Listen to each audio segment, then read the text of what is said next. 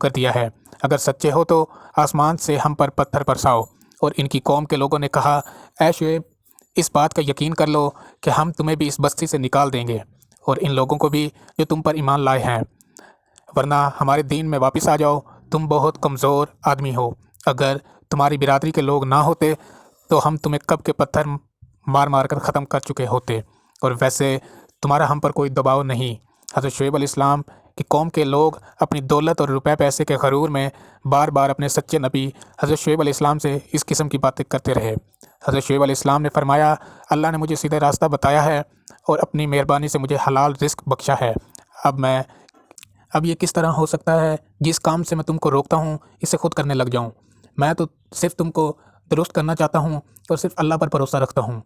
तुम लोग मेरी ज़िद में आकर ऐसा गुनाह ना कर बैठना कि तुम पर अजाब उतर आए, जैसा कि तुमसे पहले लोगों पर आ चुका है, बल्कि तुम अपने गुनाहों